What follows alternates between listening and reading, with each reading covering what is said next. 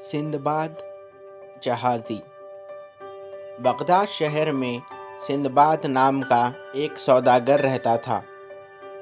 उसे तिजारत के लिए सिलसिले में अक्सर एक मुल्क से दूसरे मुल्क जाना पड़ता था।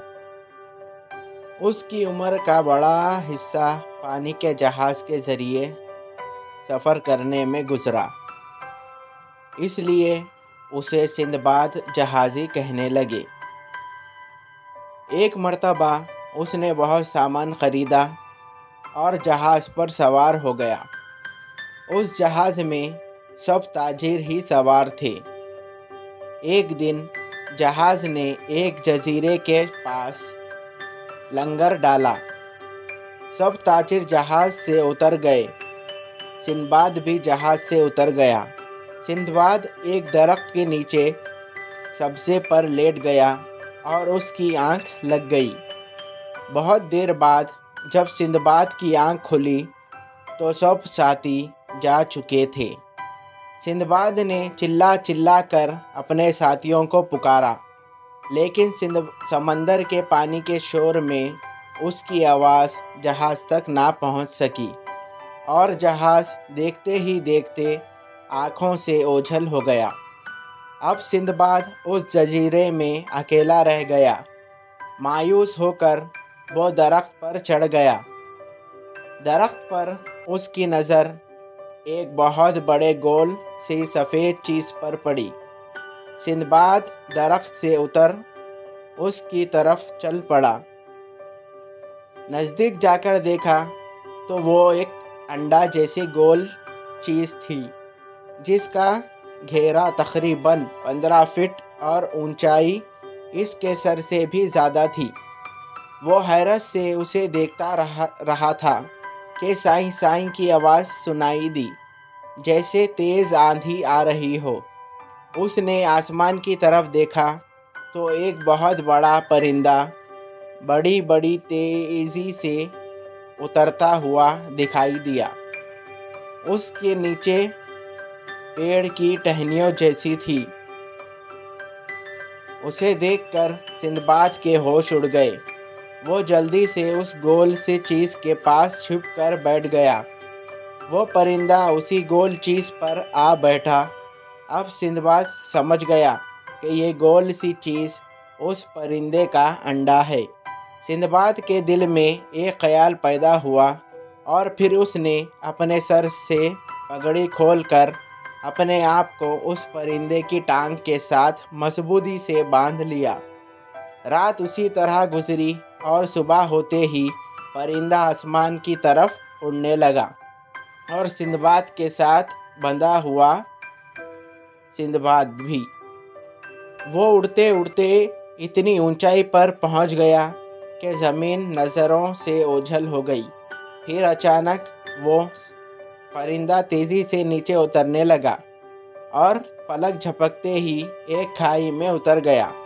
ज़मीन पर उतरते ही परिंदे ने लपक कर अपनी चोंच में एक बहुत बड़ा सांप पकड़ा। फिर और वो उड़ने ही वाला था कि सिंदबाद ने अपने आप को खोल लिया। खाई बहुत गहरी थी। चारों तरफ बहुत ऊंची ऊंची पहाड़ थे। सिंदबाद रास्ते की तलाश करने चला तो उसे दूर तक हीरे ही हीरे बिखरे नज़र आए।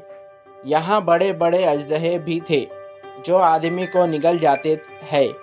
अजदहों से बचने के लिए उसने गार ढूंढ लिया। सिंदबाद गार में दाखिल हो गया और एक बड़ी पत्थर से उसका मुंह बंद करके लेट गया। सांपों की आवाज़ से उसे रात भर नींद नहीं आई। सुबह हुई तो वो गार से बाहर आया। भूख मिटाने के लिए उसने दरख्तों के फल तोड़कर खाए। उसे एक चश्मा नज़र आया। वहाँ आकर उसने पानी पिया और चश्मे के किनारे बैठ गया। थोड़ी देर बाद पहाड़ों से गोश्त के टुकड़े गिरने लगे। बड़े बड़े अक़ाब उन टुकड़ों को उठाकर ले जाते। उन टुकड़ों के साथ हीरे भी चिपक जाते। इतने में पहाड़ों पर इंसानों का शोर सुनाई दिया। अब सिंदबाद समझ गया कि जो जवाहरात हासिल करने के लिए लोगों ने ये तरीक़ा इख्तियार किया है। सिंदबाद को एक तरकीब सूझी। उसने बहुत से हीरे जवाहरात अपने जेबों में भर लिए और गोश्त का एक टुकड़ा उठाकर सर की पगड़ी से अपनी पीठ पर कस कर बांध लिया और लेट गया। तभी एक अकाब गोश्त के लालच में सिंदबाद पर झपटा और गोश्त को पंजों में दबाकर सिंदबाद समेत ले उड़ा। अकाब अपने घोंसले में बैठ गया तो सिंदबाद ने खुद को आज़ाद किया और ज़मीन पर गोद लिया। उसे गिरता देखकर लोग दौड़कर उसके पास आए। सिंदबाद ने उन्हें अपनी कहानी सुनाई और जेब से हीरे निकालकर हर एक को थोड़े बांट दिए। लोगों को सिंदबाद की कहानी सुनकर बड़ी हैरत हुई। उन्होंने उसे अपने साथी जहाज़ में बिठा लिया। वो कुछ दिनों बाद अपने वतन बगदाद पहुंच गया।